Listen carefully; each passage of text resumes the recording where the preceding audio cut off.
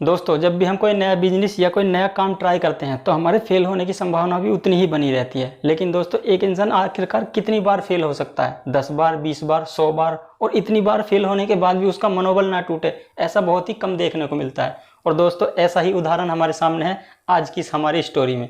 दोस्तों, हम बात कर रहे हैं KFC के फाउंडर कर्नल सैंडर्स की। कर्नल सैंडर्स 1009 बार फेल होने के बाद भी उन्होंने KFC को सफलतापूर्वक बनाया। जी हाँ दोस्तों, 1009 टाइम्स। और जहाँ पर लोग रिटायरमेंट ले लेते हैं, 65 की उम्र में उन्होंने इस बिजनेस को स्टार्ट करके इतना बड़ा ब्रांड बनाया। जानेंगे सब कुछ आज की इस वीडियो में। अगर आप चैनल पर पहली बार आए हैं तो हमारे यूट्यूब फैमिली के साथ जुड़कर अपनी फैमिली को और भी बड़ी बनाएं। दोस्तों, इस कहानी की शुरुआत होती है साल 1890 से। 1890 में अमेरिका के इंडियाना में जन्मे कर्नल सैंडर्स बहुत ही गरीब परिवार से थे और इनके 3-4 भाई बहन थे। लेकिन शुरुआत में ही इनको काफ़ी कठिनाई का सामना करना पड़ा, क्योंकि जब ये 6 साल के थे इनके पिताजी का देहांत हो गया और इनकी माता वहीं पर एक लोकल कंपनी में काम करने लगी, जिससे इन्होंने केवल 10 साल की उम्र में ही खाना बनाना या घर की जिम्मेदारी सीख ली और अपने भाई बहनों को ये संभाला करते थे।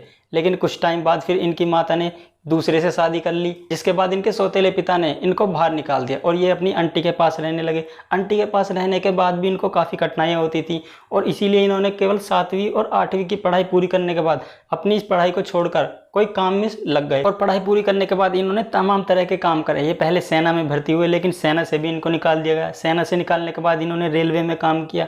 रेलवे में काम करने के बाद भी इनको रेलवे से निकाल दिया गया और फिर इन्होंने और भी कई तरह के छोटे मोटे काम करे, जिससे ये अपनी ज़िंदगी को आगे बढ़ा रहे थे और धीरे धीरे काम को करते जा रहे थे। क्योंकि ये ना इतने पढ़े लिखे थे, ना इनके पास कुछ ऐसी नॉलेज थी, इसलिए छोटे मोटे काम करते थे। इन्होंने इंश्योरेंस कार्ड बेचने से लेकर नाव चलाने तक इन्होंने हर एक वो छोटे मोटे काम किए जो एक मिडिल क्लास की फैमिली का लड़का कर सकता है। इन्होंने वो सब काम किए। लेकिन फिर तभी आता है साल 1930 और 1930 में इनकी ज़िंदगी थोड़ी पलटनी शुरू होती है। कर्नल सैंडर्स ने 1930 में एक गैस स्टेशन खोला, जहां पर लोग आते थे, गैस फिलिंग कराते थे और वो चले जाया करते थे। और उन्हीं कुछ लोगों ने कर्नल सैंडर्स को ये सजेशन दिया कि क्यों ना आप यहीं पर एक रेस्टोरेंट भी खोलें, क्योंकि आने जाने वाले वहाँ पर काफ़ी भीड़ होती थी और आने जाने वाले लोगों को खाने पीने की चीज़ें वहाँ बहुत मुश्किल से मिलती थी। इसीलिए कर्नल सैंडर्स ने वहाँ अपना एक छोटा सा रेस्टोरेंट खोला और उस रेस्टोरेंट को भी वो खुद ही चलाने लगे।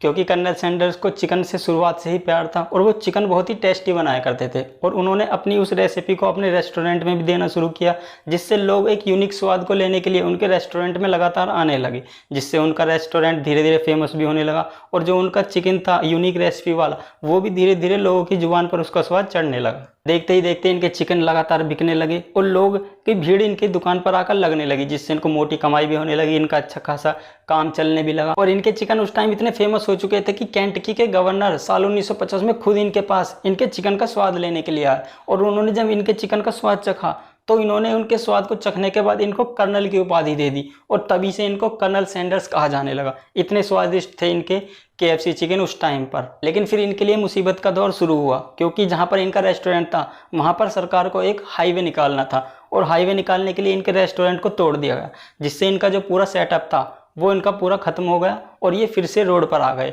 और इन्होंने फिर दिमाग लगाया कि क्यों ना मैं अपना रेस्टोरेंट ना खोलकर अपनी सीक्रेट रेसिपी को और दूसरे रेस्टोरेंट वालों को बेचकर उससे जो मुनाफा होगा उस पर अच्छा खासा प्रॉफिट कमा सकता हूँ। और इसी तरह ये अलग अलग रेस्टोरेंट पर अपनी रेसिपी को ले जाकर उनसे बात करते थे कि मेरी ये रेसिपी है, अगर आप इसको बेचेंगे तो उसका जो प्रॉफिट होगा उसमें से आप और मैं दोनों उसमें कमा लेंगे। लेकिन कोई भी जो रेस्टोरेंट वाले थे वो इनकी रेसिपी को लेने के लिए तैयार ही नहीं थे। ये रोज़ नए नए रेस्टोरेंट में जाकर अपनी रेसिपी के बारे में उनको बताते थे, उनको टेस्ट भी कराते थे, लेकिन फिर भी कोई रेस्टोरेंट वाला इनकी रेसिपी को लेने के लिए तैयार ही नहीं था। और ये पूरे 1009 रेस्टोरेंट पर अपनी रेसिपी को लेके गए, लेकिन 1009 रेस्टोरेंट वालों ने ही इनकी रेसिपी को सीधे सीधे मना कर दिया। लेकिन किस्मत ने भी फिर कर्नल सैंडर्स का साथ दिया और फाइनली 1010वें रेस्टोरेंट ने उनको हाँ कर दी।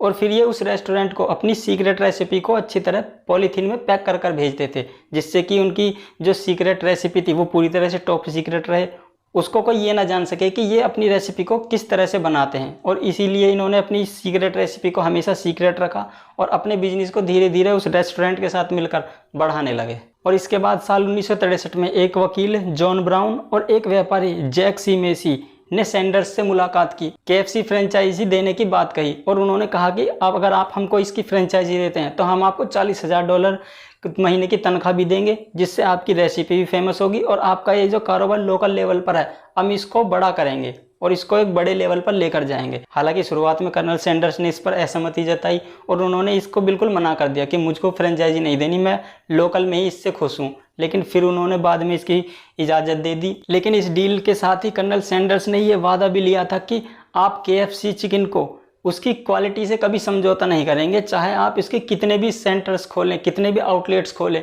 लेकिन किसी भी आउटलेट पर इसकी क्वालिटी के साथ में कॉम्प्रोमाइज़ नहीं किया जाएगा। और वो दोनों भी उनकी इस बात को मान गए और फिर ये पूरी डील हुई, जिसमें कि $40,000 कर्नल सैंडर्स को तनख्वाह के रूप में भी दिए जाने लगे। हालांकि जिसको बढ़ाकर बाद में $75,000 भी कर दिया गया। लेकिन यहाँ से उनका KFC का ब्रांड बनने का सफ़र शुरू हुआ और फिर ये इनका KFC ब्रांड अमेरिका से निकलकर पूरी दुनिया में छा गया। और जहाँ भी इसके स्टोर खोले जाते थे वहाँ पर इनके चिकन का स्पेशल स्वाद होता था, जिससे लोग उसको अट्रैक्ट होते थे और लोग इनके चिकन को धीरे धीरे पसंद करने लगे, जिससे कि आज ये अमेरिका ही नहीं बल्कि दुनिया के 150 से भी ज़्यादा देशों में आज इसके लगभग 22,000 से भी ज़्यादा स्टोर मौजूद हैं जहाँ पर KFC चिकन मिलता है।